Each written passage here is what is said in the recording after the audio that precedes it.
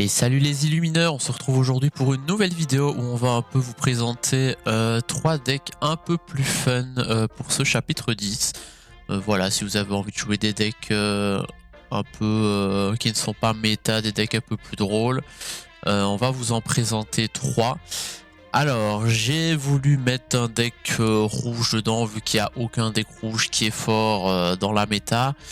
Mais je vous avoue que je trouvais pas les decks très fun, je trouvais pas les decks très ouf. Donc ici voilà, j'ai quand même trouvé 3 decks un peu avec des thématiques ou qui ont. Il y en a un qui a un peu une utilité et tout, qui est un peu anti-méta. Donc j'ai préféré parler de ceux-là plutôt que des decks rouges. Mais bon, un jour on parlera des decks rouges, je vous le promets. Alors, c'est parti. Premier deck que je voulais vous présenter aujourd'hui. C'est un deck qui va utiliser la mécanique de soutien de la nouvelle légendaire réponse. Donc qui va dire que dès qu'un perso est ciblé par la capacité soutien, ce perso va pouvoir être immunisé aux premiers dégâts qu'elle reçoit. C'est assez fort, hein, parce qu'on voilà, on va jouer un deck qui a beaucoup de soutien. Et du coup, à chaque fois que tu vas quest, tu vas pouvoir soutien quelqu'un et en plus la protéger des derniers dégâts. Alors ça peut servir ça peut servir de différentes façons. Ça peut très bien servir de manière défensive, dans le sens où tu peux quest avec tous tes persos et tous les protéger un à un avec des soutiens. Comme ça, si après ton adversaire veut s'en débarrasser, il doit te taper 2 fois à chaque perso, ou d'abord mettre une chanson puis te taper, ou te taper puis une chanson, on fait l'inverse. Tu vas éviter les premiers dégâts. Et ça peut aussi être utilisé de manière plus offensive. Tu peux par exemple soutien quelqu'un, te dire ok, j'ai un mob adverse qui me dérange, donc je vais le soutien pour lui donner de l'attaque et je vais aller du coup attaquer le mob adverse, et vu que tu as la protection, tu vas pas prendre de dégâts du mob adverse, mais toi tu vas venir le tuer car tu as le soutien qui a fait que ton attaque a augmenté. Donc c'est assez sympa quand même, c'est assez polyvalent. Voilà, on a quelques cartes de soutien aussi. On a la bête qui va donner plus 1 d'attaque et de défense à tout le monde. On a la aurore qui va donner hors d'atteinte. La Mulan qui est là un peu aussi pour aller chercher des cartes. La mini pareil qui va booster les persos avec soutien. Non, c'est pas ça la mini qu'elle fait, c'est avec les Mickey. Je sais pas ce qu'elle fait dans ce deck, mais voilà. On a aussi ça tourne autour des princesses aussi, donc on a aussi le cœur du Tecteur de la Reine qui va vous permettre de gagner 1 de l'or dès que vous avez une princesse en jeu au début de votre tour, donc quasi tout le temps, et de nous permettre de tirer aussi. Puis voilà, on a ça a du mal à gérer les insaisissables, donc il y a un petit le cavalier attaque qui permet aussi de tirer. Donc c'est assez sympa comme deck. Moi j'ai bien aimé. Je sais pas trop ce que fait la belle par contre dans ce deck là, parce que tu vas pas avoir envie spécialement de détruire l'objet pour l'invoquer. Donc je sais pas pourquoi ils l'ont mis en une fois, mais bon, pourquoi pas. Mais le deck est assez sympa en vrai, j'aime bien. Je l'avais un peu testé. J'aime bien le jouer. Alors c'est clairement pas le meilleur deck, mais ça reste intéressant. En plus ça met aussi les Tiana, qui fait que si tu arrives à avoir la réponse et la Tiana, t'as des protections de folie quand même, parce qu'il faut tu te prends pas les premiers dégâts, et en plus si tu prends des dégâts sur des défis, tu dois payer le coup pour ne pas prendre le -3 de la Tiana. Donc autant dire que si le gars a pas 2-3 chansons en main qui te permettent justement d'aller taper voilà vite fait la réponse, la Tiana et tout, ouais, ton board il est quand même assez dur à passer. On a quand même pas mal de persos qui l'aura 2. T'as la Alice qui va gagner du lore quand elle a assez de soutien.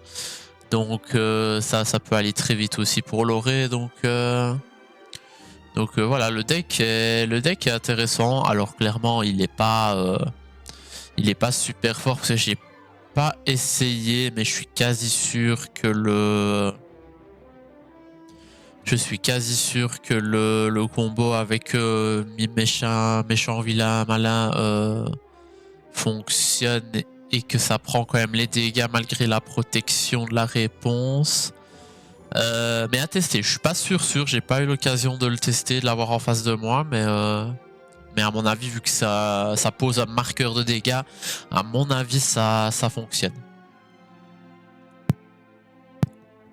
Ensuite, on a aussi la Aurore hein, qui met hors d'attaque. C'est vraiment, si tu arrives à développer ton board avec protection de la réponse, Tiana qui demande de payer un coup pour taper et Aurore qui met hors d'attaque, c'est vraiment, voilà, il faut les combos.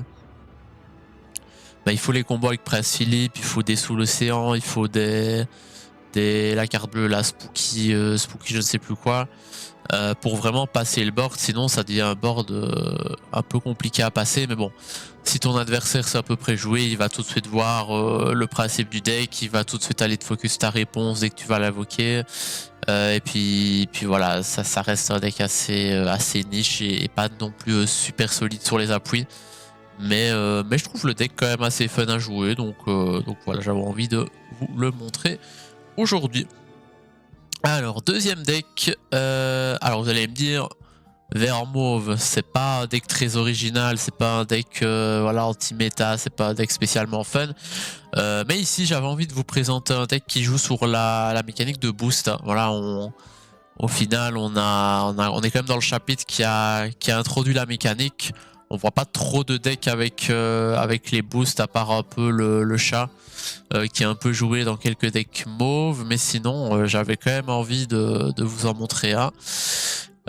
Et du coup on a plusieurs boosts, on a Flynn, on a Merlin, on a le chat, on a Megara, on a Ursula, on a Petit Genre, donc on a vraiment beaucoup de boosts. On a du coup la cornemuse en objet qui permet de mettre des cartes gratuitement sous les boosts.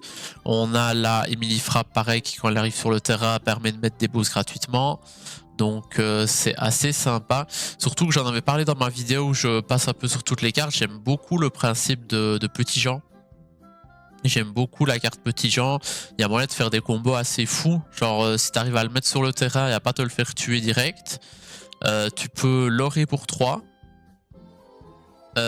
Utiliser son boost, repartir pour 3, utiliser la cornemuse, repartir pour 3, mettre Elimi frappe, repartir pour 3. Et tu peux littéralement faire 12 de l'or en un tour. Je trouve ça quand même assez fun à faire. Donc j'ai pas eu l'occasion d'essayer, mais je trouve que le principe d'essayer de faire ça, c'est assez marrant.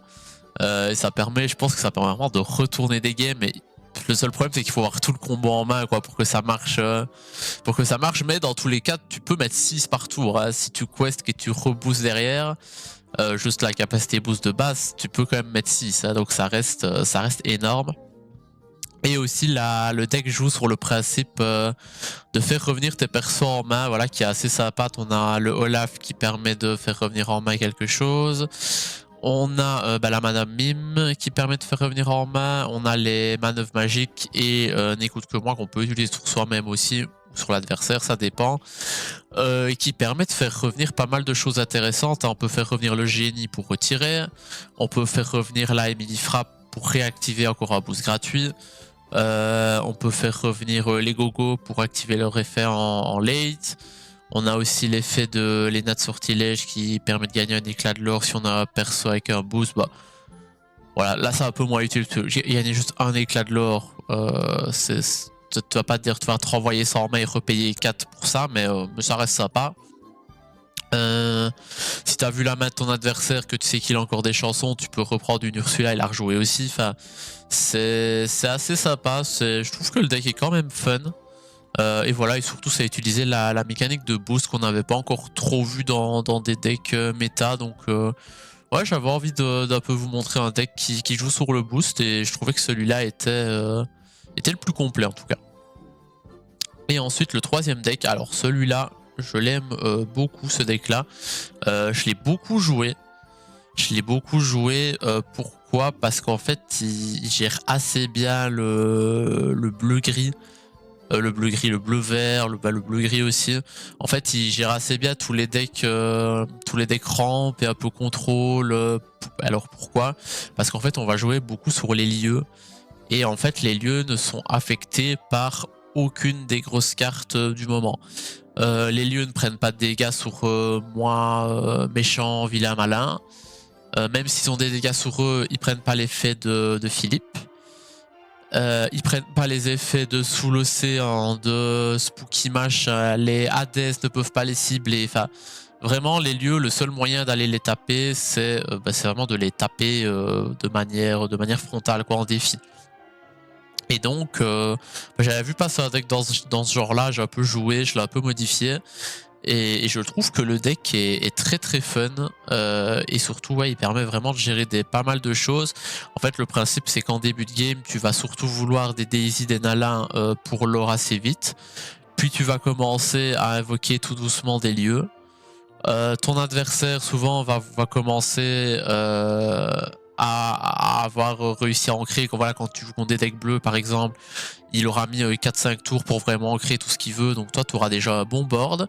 Et même s'il te sort après ses combos avec des Spooky, des Prince Philippe ou quoi, ça va juste dégager tes personnages en fait. Et il te restera toujours tes lieux qui vont